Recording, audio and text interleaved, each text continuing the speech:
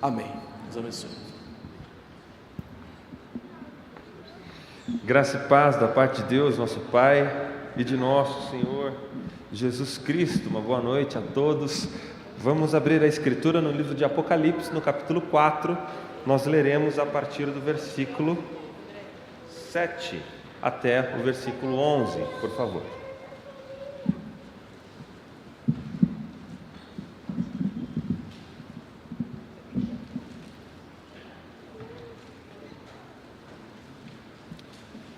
Acompanhem com fé a leitura das Sagradas Escrituras, elas são a palavra de Deus para mim e para você. O primeiro ser vivente é semelhante a um leão, o segundo semelhante a um novilho, o terceiro tem o rosto como de homem, e o quarto ser vivente é semelhante à águia quando está voando. Os 4 seres viventes, tendo cada um deles respectivamente 6 asas, estão cheios de olhos ao redor e por dentro, não têm descanso, nem de dia, nem de noite, proclamando: Santo, Santo, Santo, é o Senhor Deus Todo-Poderoso, aquele que era, que é e que há de vir. Quando estes seres viventes derem glória, honra e ações de graças ao que se encontra sentado no trono, ao que vive pelos séculos dos séculos, os 24 anciãos prostrar-se-ão diante daquele que se encontra sentado no trono, adorarão o que vive pelos séculos dos séculos e depositarão as suas coroas diante do trono, proclamando: Tu és digno, Senhor e Deus nosso, de receber a glória, a honra e o poder, porque todas as coisas tu criaste. Sim, por causa da tua vontade vieram a existir e foram criadas. Vamos mais uma vez pedir a iluminação do Santo Espírito de Deus. Deus, nosso Pai bendito, nós pedimos que o Senhor ilumine as nossas mentes e os nossos corações para que nós compreendamos a Tua Santa Palavra em sua totalidade, para que assim não enganemos a nós mesmos como quem olha no espelho e quando vira as costas esquece do próprio rosto e, portanto, ao esquecer dos próprios defeitos não faz nada a respeito. Ajuda-nos a entender a Tua Palavra para que sejamos não apenas ouvintes, mas praticantes, conforme nos instrui o livro de Tiago. Nós pedimos ainda que a nossa vida seja terra boa para que a semente do Evangelho produza fruto, 30, 60, 100 por um. Que a semente não seja jogado na beira do caminho, onde não há profundidade, nem seja sufocado pelas pedras, nem tampouco os demônios venham e atirem de dentro de nós, mas que os frutos sejam para a Tua glória, e que seja assim, no nome de Cristo Jesus, Teu Filho, para o nosso bem. Amém. Amém. Irmãos queridos, foi Nietzsche, o filósofo, quem disse que sem a música a vida seria um erro.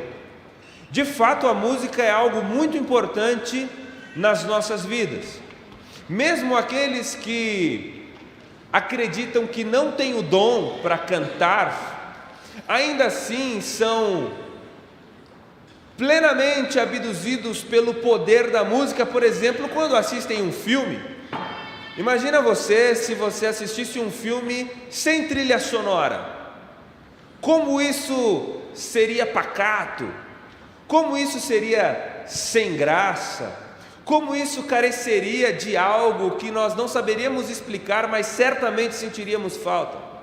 Ou o que é pior, imagine um filme onde a trilha sonora é incoerente com a cena que está acontecendo. Falava hoje mais cedo para os jovens dessa igreja e usei como exemplo aquele famoso filme Coração Valente, do qual eu nutro um carinho enorme. Assisti inúmeras vezes na sessão da tarde, decorei parcialmente as falas do filme. Em determinado momento, Mel Gibson, no auge de sua carreira, ele diz: podem roubar as nossas esposas, podem roubar os nossos filhos, podem roubar inclusive as nossas casas, mas não tomarão de nós a nossa liberdade. E aí toca uma famosa trilha sonora, que inclusive toca no filme do Gladiador também, outra grande obra. Agora você imagina se depois dessa emocionante frase de Mel Gibson tocasse um forró. Certamente o clima seria quebrado imediatamente, porque a música tem essa capacidade de mexer com a gente. A música, inclusive, quando é unida, a música é a arte de combinar sons, a arte de manipular sons. E quando a música é unida a uma outra arte, que é a poesia, aí nós temos o combo perfeito, que é a canção. A canção é poesia e música juntos. E aí você tem um alto potencial didático, pedagógico, que sela a nossa memória. Quantos de nós aqui aprendemos músicas na mais tenra idade? E você pode passar 20 anos sem ouvi-la. Ainda assim, se alguém puxar a estrofe, você relembrará completamente. Pode ser que você não saiba 10 versículos da Escritura, mas com certeza você sabe 10 canções, porque a música tem esse potencial. E por essa razão, e não menos, é que Deus decide em seus eternos decretos se valer desta arte, poesia e música junto, formando canções, para que isso se tornasse um paradigma do seu próprio povo. E a música está presente na Bíblia como um todo. Logo nos primeiros capítulos de Gênesis, nós já vemos a inserção da música na história. O primeiro sujeito a receber por graça comum a habilidade de combinar sons e fazer, portanto, música, ele sequer utiliza a música para o fim litúrgico. É um sujeito chamado Jubal, filho de Caim. Lembrem-se que Caim é um filho da serpente, rebelde, inimigo contra Deus, alguém para o qual não houve perdão. Mas ainda assim Deus, por sua infinita misericórdia, decide abençoar os seres humanos. Logo no início do livro de Gênesis, quando há a inserção da pecuária ostensiva, por exemplo, veja que arte foi inserido na humanidade tão cedo quanto a habilidade do homem não ser nômade. Subsistência e deleite juntos.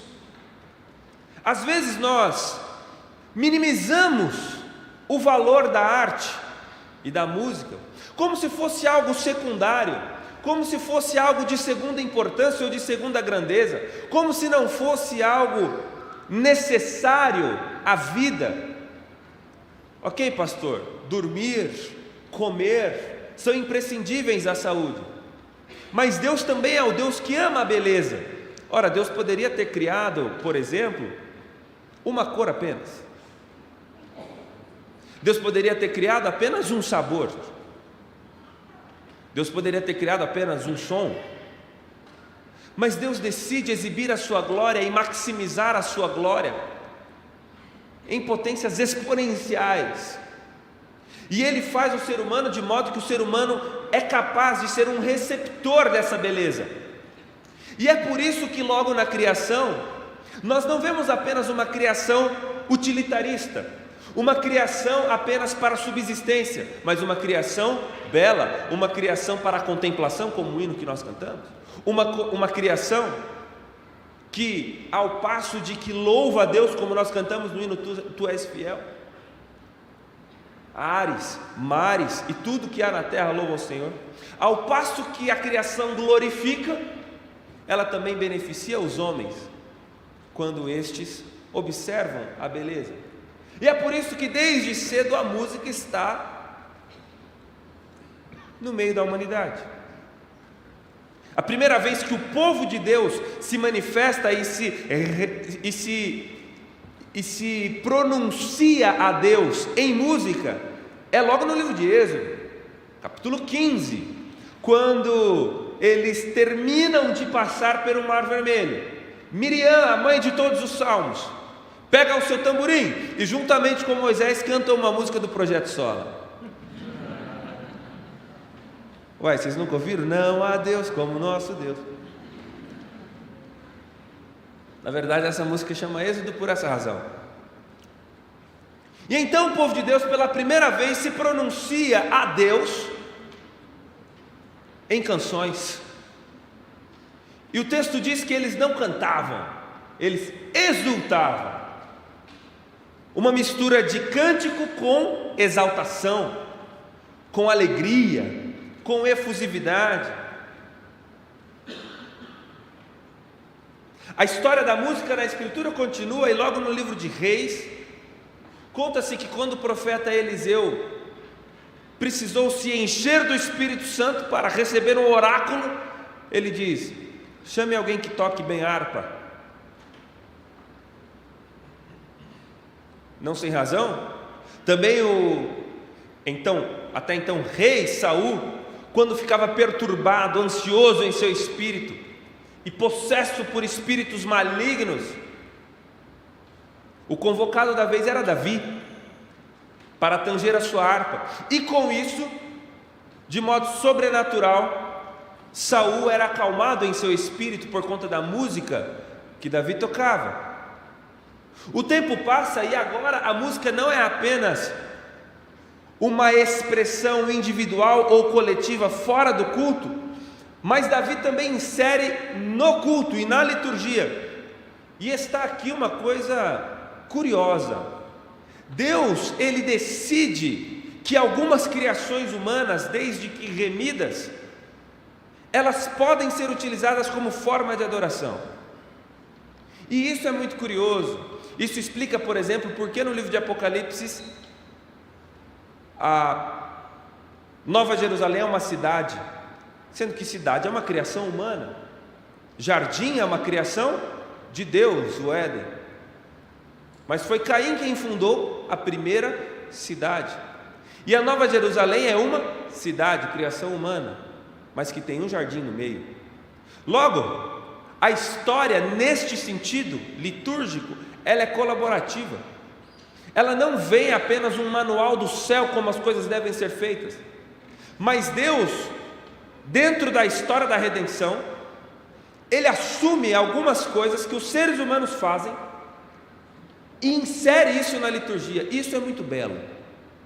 Isso é muito belo.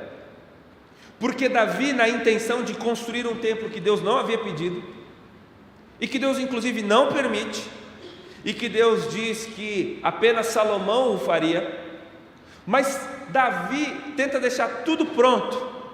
Inclusive o livro de Crônicas conta como Davi organizou o serviço litúrgico. E ele elegeu algumas pessoas como Emã, por exemplo, Kenanias, Gedutum e o grande Asaf do Salmo 73. Por exemplo, Emã era o líder do vocal, tinha escala, gente. Sabe quantas pessoas tinha no ministério de louvor lá de Davi? Quantas? 400 pessoas, diz o primeiro livro de Crônicas. Imagina aí, irmãos que mexem com música, fazer escala de 400 pessoas.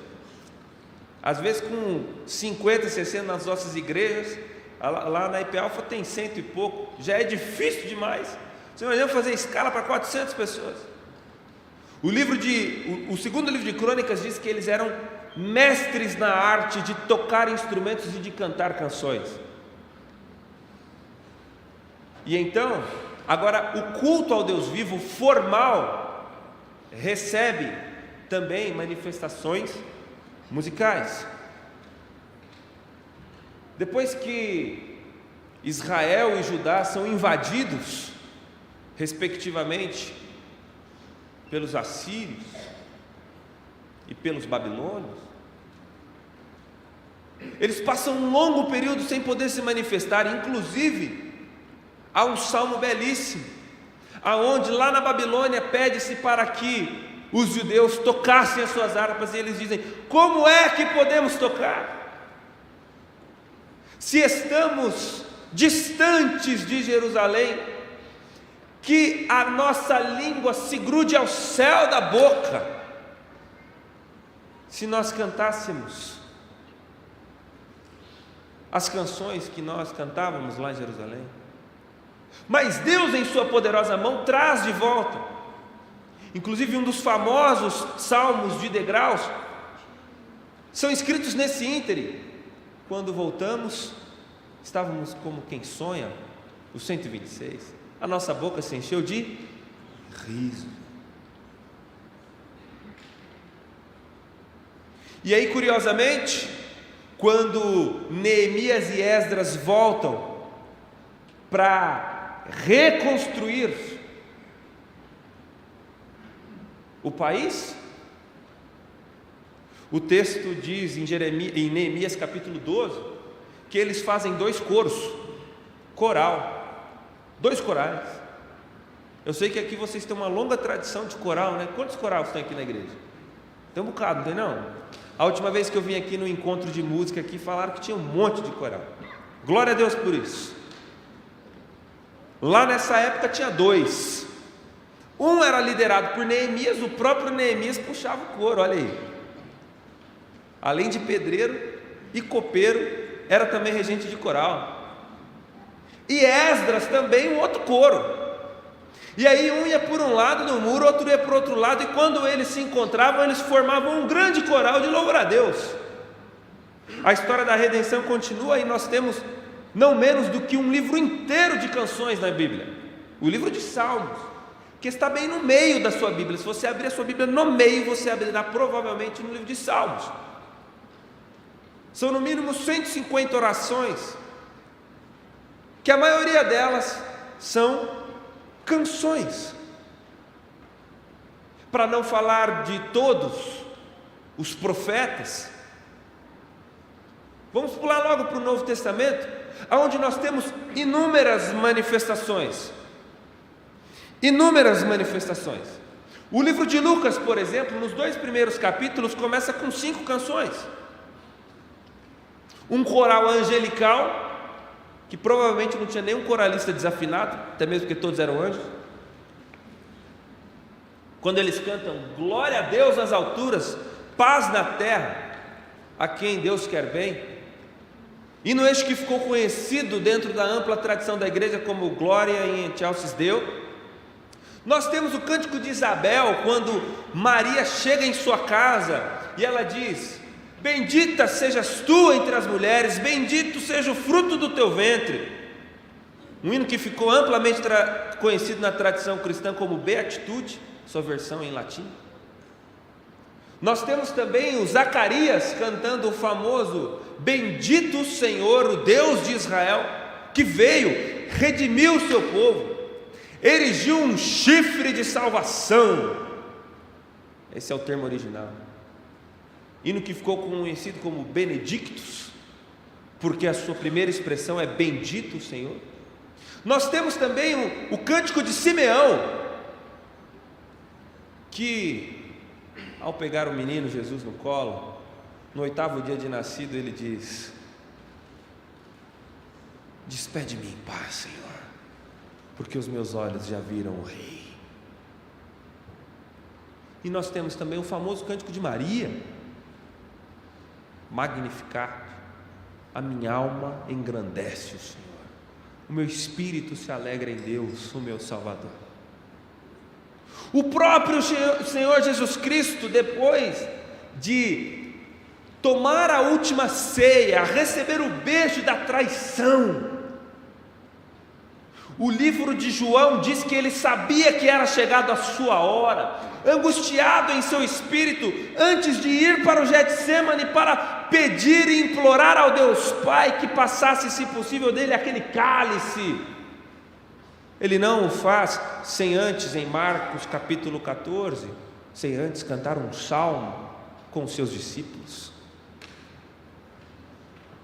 A Bíblia é repleta de canções. Ou, por exemplo, nós poderíamos lembrar do apóstolo Paulo, quando exulta em adoração no livro de Romanos, no capítulo 11, depois de meticulosamente descrever a sua teologia sistemática, precisa, inspirada pelo próprio Espírito Santo, sua teologia fina do apóstolo Paulo, ainda ofegante com o trabalho, ele diz: ó profundidade da sabedoria, do conhecimento de Deus. Quem foi que antes lhe conheceu para que pudesse ser o seu conselheiro? Porque dele, por ele, para ele são todas as coisas. Glória, pois, a ele. Amém. Louvor, meus irmãos. Fragmentos de cânticos do primeiro século dos irmãos em Colossenses, em Efésios. O famoso, talvez um dos mais famosos dele, o de Filipenses. Capítulo 2, que Jesus não apegou-se ao fato de ser Deus, mas a despeito disso humilhou-se, assumiu a forma de servo, e sendo obediente, foi obediente até a morte, e morte de cruz, pelo que Deus o exaltou sobremaneira, e lhe deu um nome que está acima de todo nome, de modo que todo joelho se dobre, toda língua confesse que Jesus Cristo é o Senhor. Deus seja louvado por isso. E então, no final da Bíblia, nós temos uma série de canções de doxologias.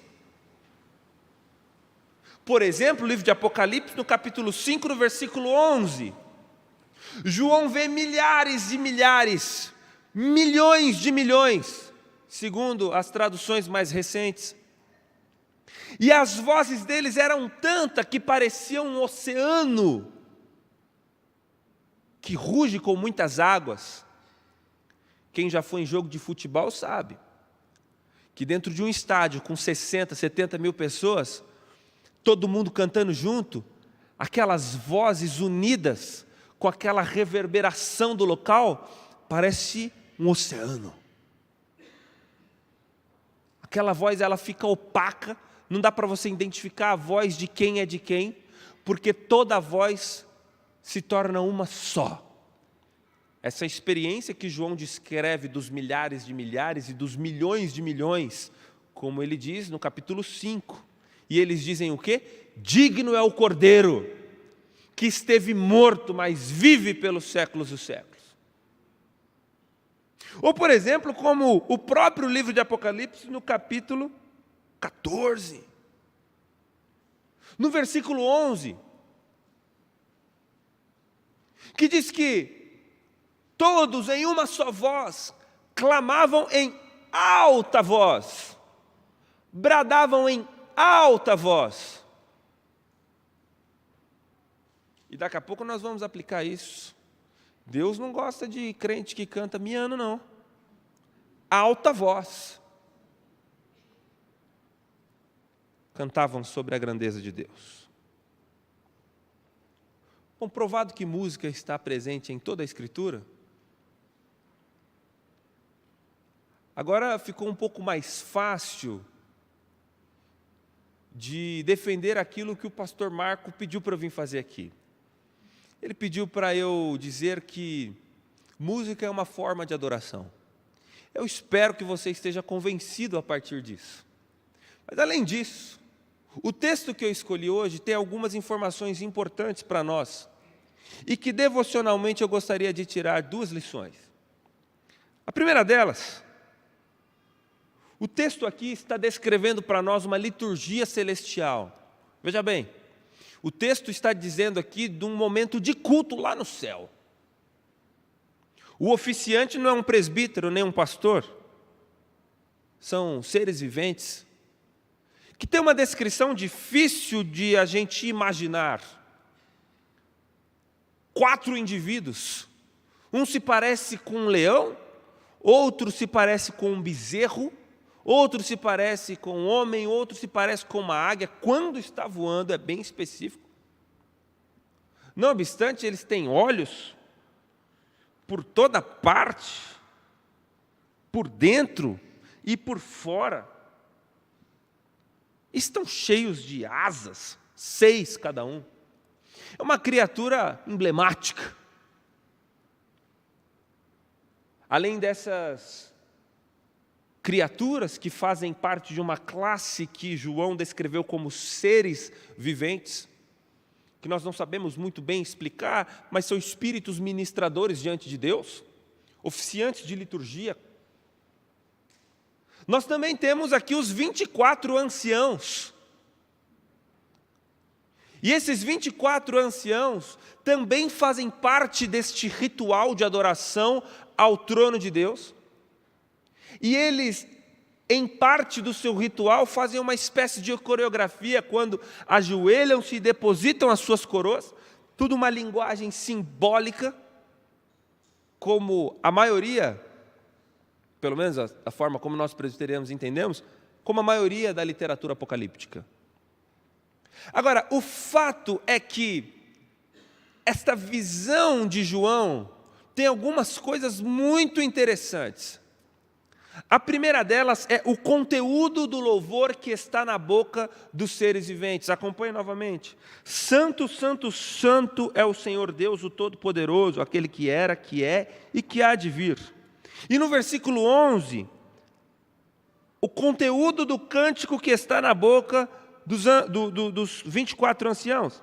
Tu és digno, Senhor e Deus nosso, de receber a glória, a honra e o poder, porque criaste todas as coisas. Sim, por causa da tua vontade vieram a existir e foram criadas. Veja, não há nada de novo. Eles não estão cantando nada do qual toda a Escritura já não havia informado. Eles não estão cantando a respeito de uma opinião que eles têm a respeito de Deus. Eles não estão cantando sobre uma imaginação que eles têm a respeito de Deus. Eles, a despeito do fato de que estão diante de Deus, estão cantando o conteúdo revelado de Deus a nós. Eles estão cantando nada diferente daquilo que a própria Escritura diz a respeito de Deus, que é a revelação do próprio Deus para nós. O que isso significa? Que o conteúdo do cântico dos seres celestes é um conteúdo ortodoxo, é um conteúdo bíblico. Eles estão cantando a respeito daquilo que Deus diz acerca dele mesmo. Assim também, nós como cristãos, devemos cantar canções que são bíblicas. Nós não podemos cantar canções, ou se envolver com canções, que são frutos da nossa imaginação. Nós não cantamos sobre opiniões que temos a respeito de Deus. Deus não é aquele a quem nós podemos cogitar na nossa imaginação. Pelo contrário, Deus não cabe na nossa limitação cognitiva. Portanto, o que se pode conhecer a respeito de Deus não é o que eu acho dele, mas o que se pode conhecer a respeito de Deus é o que ele mesmo, Deus, revela a respeito dele nas páginas da Escritura Sagrada. Por quê? O texto de Hebreus, capítulo 1, versículo 1, diz que Deus, no passado, falou através de profetas, mas nos últimos dias nos falou através do Filho, o qual constitui o herdeiro sobre todas as coisas. Ele é o resplendor da glória do Pai, e é a imagem do Deus invisível. Depois de haver realizado a propiciação pelos pecados, assentou-se à destra da majestade nas alturas, tornando-se tão superior aos anjos, quanto o nome que recebeu é superior ao deles. Isso significa que a Escritura Sagrada é tudo que nós precisamos saber a respeito de Deus. Deus não vai aparecer para você e te contar um fato novo a respeito dele mesmo. Deus não vai te dar uma visão e você nunca vai concluir algo da sua imaginação a respeito de Deus que a Escritura já não tenha contado para todos os cristãos. Logo, o conteúdo das nossas canções precisa ser um conteúdo bíblico. Nós precisamos exaurir da Escritura o conteúdo teológico das nossas canções. E no movimento gospel que nós temos hoje, muitas pessoas, quando vão compor, compõem a partir da sua perspectiva, da sua opinião. Esses dias eu contei para os meninos lá hoje no acampamento, que eu recebi um vídeo de uma pessoa ministrando, falando assim, não, Jesus, cantando, né? Que eu quero sentar no seu colo, você é meu namorado, quero receber o teu carinho. Ué.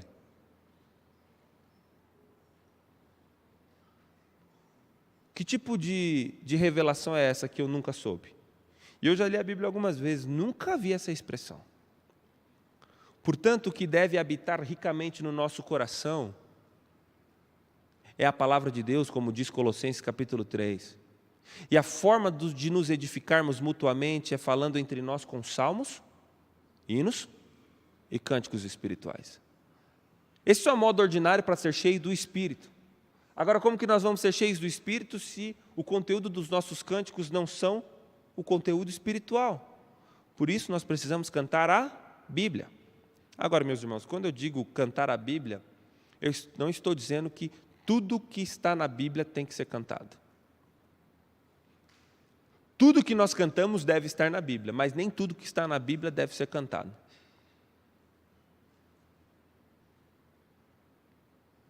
Nós precisamos ter um critério de entender que as músicas precisam ser bíblicas, mas elas precisam ser também teológicas. Porque a Bíblia é a palavra de Deus desde que nós interpretemos da forma correta. Porque se não interpretarmos a Bíblia da forma correta, ela deixa de ser palavra de Deus, se torna até mesmo uma palavra de Satanás. Como quando, por exemplo, Satanás utilizou o Salmo 91 para tentar Jesus. Ali era a palavra de Deus ou não? Ali era autoritativo? Ali a palavra de Deus tinha o peso de palavra de Deus? Não, estava na boca de Satanás. E por que a palavra de Deus na boca de Satanás é esvaziada de seu sentido e deixa de ser palavra de Deus, são apenas meras palavras? Porque foi interpretado da forma correta. Satanás, de modo literal, diz para Jesus se atirar do pináculo do templo que os anjos iriam pegá-lo, conforme diz o Salmo 91. Logo, se eu chegar aqui para vocês e pregar o Salmo 91, meus irmãos, nenhum mal entrará na tua casa, fica tranquilo, 10 mil morrerão de Covid à tua direita, 1000 à tua esquerda morrerão de chikungunya, mas tu não serás atingido. E aí você fala, amém, pastor. Amém não, isso é palavra de Satanás. Porque o próprio Jesus interpretou o Salmo 91 quando disse, ao comissionar os 70, vos dou autoridade para pisar serpentes e escorpiões. Ou seja, o Salmo 91 fala para nós da nova aliança, para a nova administração da aliança, de uma realidade espiritual, que todos os nossos inimigos não serão suficientes para frear a missão da igreja, que nem mesmo as portas do inferno são capazes de nos parar. Por isso, não apenas precisamos cantar a Escritura, mas precisamos entender a Escritura para cantá-la corretamente. Imagina fazermos aqui uma música do Salmo 4. Senhor, dê um soco na boca dos ímpios, quebre todos os dentes deles. E a igreja diz amém. O irmão que entrar aqui vai pensar, eita, isso aqui é igreja cristã ou isso aqui é meio muçulmano, né? Sei lá, um negócio meio bélico, meio de guerra. Portanto, interpretação correta da Escritura faz com que a Escritura seja a palavra de Deus e, portanto, nós proclamamos e cantamos a palavra de Deus por duas razões. Porque quando cantamos, estamos envolvidos emocionalmente e didaticamente no processo, estamos aprendendo e sendo edificados. E também quando cantamos, somos um testemunho público de quem Deus é. Bom, segunda e importante coisa, veja como os seres viventes e os 24 anciãos cantam e proclamam de forma efusiva, alegre, contente, ou até mesmo no capítulo 5, veja aqui no versículo 11, como eu disse, vi e ouvi uma multidão de anjos ao redor do trono, dos seres viventes e dos anciãos, cujo número era de milhões e milhares de milhares, proclamando em alta voz, digno é o Cordeiro que foi morto de receber poder, honra, riqueza, sabedoria e força. Alta voz, efusividade, alegria, paixão, emoção. Meus irmãos, nós precisamos cantar com alegria, com emoção. O O primeiro mandamento é: ama o Senhor teu Deus de todo o teu coração. Foi Jonathan Edwards quem disse no seu famoso livro Feições Religiosas que é impossível que as emoções e as volições não estejam envolvidas no processo de adoração. O próprio Calvino, que nós alegamos ser o pai da nossa tradição, uma vez em uma carta disse que é impossível que um regenerado, nascido de novo, não demonstre em seus gestos corporais e nas suas feições a nova condição de seu coração.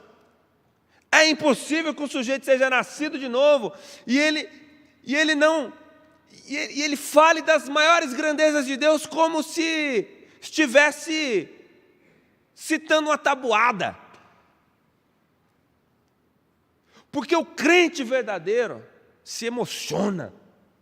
O crente verdadeiro tem as suas volições internas estremecidas pelo poder do Evangelho.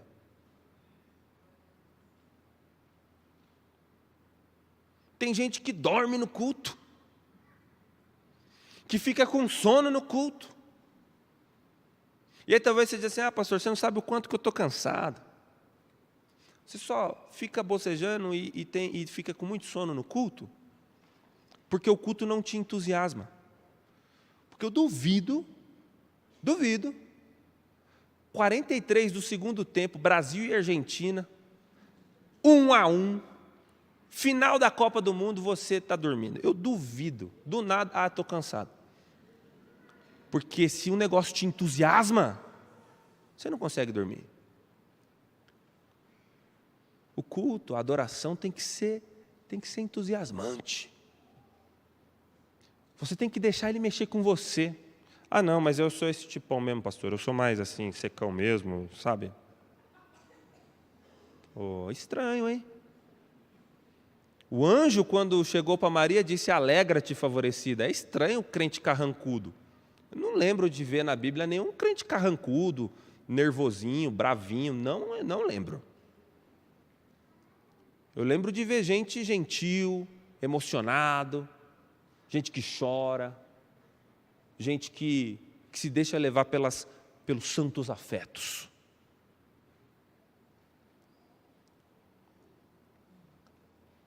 Aquilo que você ama te molda. Tem um livro famoso, né? Você é aquilo que ama. Nós que somos presbiterianos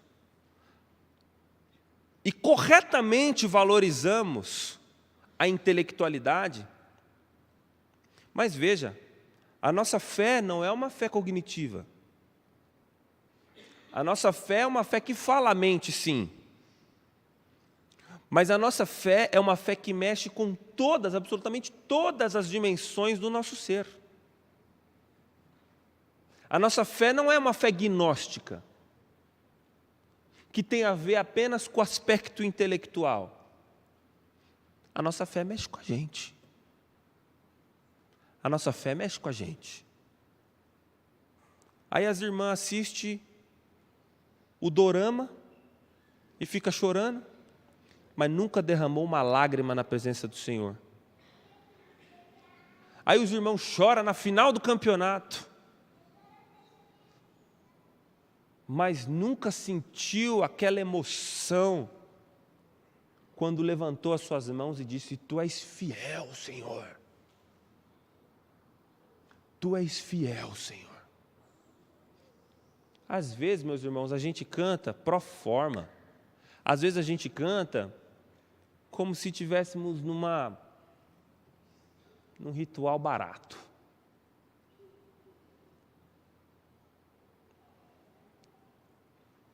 Se você parar e cogitar todas as palavras que você está pronunciando, você perceberá que mente e lábios são insuficientes para expressar todo o seu amor por Jesus. As emoções também precisam estar envolvidas nisso. Se você ama, você se entrega. Vou terminar com um exemplo que eu dei lá hoje de manhã também para os meninos. porque foi sobre cântico também. Aquilo que você ama te molda. Eu, por exemplo,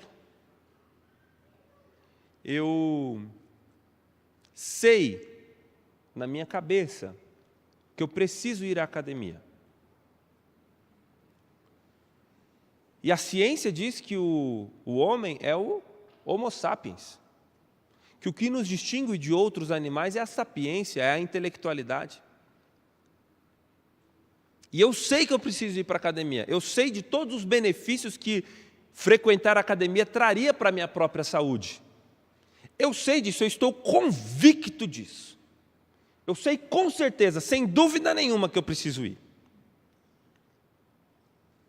Mas no auge da filosofia, alguém disse que, na verdade, o homem não é tanto assim Homo sapiens. Na verdade, o homem ele é definido pelo seu desejo, pela sua força de vontade. Foi o Friedrich Nietzsche quem disse isso.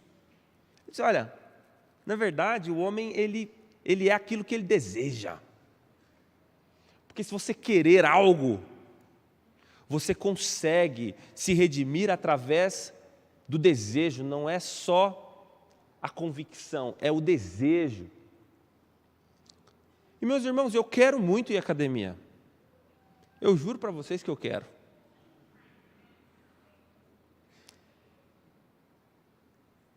Inclusive, teve uma vez que eu até paguei um tantão de meses adiantado. Porque tem uma coisa que eu sou, é mão de vaca. Tainá está aqui, ela pode dizer. Não, se tem um cupom de R$5, eu vou pegar o cupom de R$5. Eu falei assim, não, se eu me forçar a ir à academia, com certeza eu vou, porque eu me conheço, eu sei que eu sou bem seguro no aspecto econômico, então, se eu pagar antes, eu vou me forçar a ir, porque o homem é isso, o homem é disciplina, é força de vontade, sabe? Você fica vendo aqueles coach na internet falando de força de vontade e tal. Eu falei, não, é isso mesmo, é agora. Segunda-feira, início do ano, vamos lá, projeto verão. Por que eu fui uma semana e parei? Porque o homem não é o que ele sabe, o homem não é o que ele quer, o homem é o que ele ama. Eu não fui porque eu não amo, eu não fui porque eu não amo. Agora, por que o rapaz que é o gordinho da escola, ele se enamora pela menina atlética da sala de aula, e então ele deixa de comer os Doritos, vai para a academia, e de alguma forma miraculosa, ele aparece depois de 2 anos, forte, indo na academia todo dia. Por que ele mudou os hábitos completamente? A mãe dele cansou de falar para ele, o médico falou para ele, ameaçou que ele ia ter pedra nos rins, o médico ameaçou que ele ia ter colesterol, não adiantou. Mas por que quando ele conheceu a pessoa, ele foi e mudou os hábitos? Porque ele ama. O ser humano não é Homo sapiens. O ser humano não é somente um homem do desejo. Na verdade, o ser humano é um homem litúrgico. É um homem que ama. E são estes amores que nos movem. O que nos move é o amor. Por que você tem sono no culto? Por que você tem desejo de não vir? Por que você troca o culto por um jogo de futebol, por uma novela? Por que é que você não adora como deveria? Talvez é porque você não ama a Deus como deveria. Porque aqueles que amam, aqueles que realmente amam o Senhor, não vê a hora de chegar o domingo. Porque a adoração espalhada, ela é muito boa, mas ela é insuficiente. Quando acontece o momento da adoração ajuntada, as nossas vozes se unem às vozes dos milhares de milhares e dos milhões de milhões. E todos os domingos no santo dia do Senhor, crentes do mundo inteiro, assim como seres viventes e 24 anciãos, unem as suas vozes para em alta voz proclamar que Deus é a salvação e o mal não irá triunfar. Dentro do conteúdo da canção dos seres viventes, eles louvam a Deus pelo fato de que Deus criou todas as coisas. E Deus criou todas as coisas para o louvor do seu nome. Da geleira mais distante à estrela mais remota, tudo, absolutamente tudo, existe para a glória e para o louvor do bendito Filho de Deus.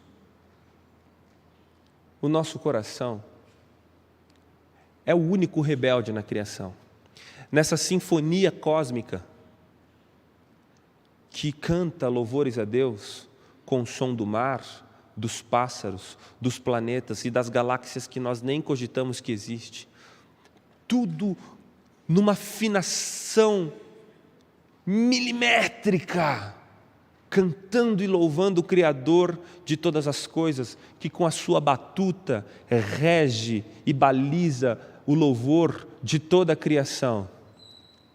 Às vezes, eu e você somos os únicos desafinados. Às vezes, eu e você, com as nossas feiuras e os nossos pecados, destoamos um pouquinho da sinfonia cósmica. Mas deixe-me lhes fazer um convite essa noite. Renda-se a Deus de forma ortodoxa e alegre e una a sua voz à sinfonia dos milhões de milhões e milhares de milhares, para que assim o nome de nosso Senhor Jesus Cristo seja exaltado entre as nações. Seja assim para a glória dele. Amém.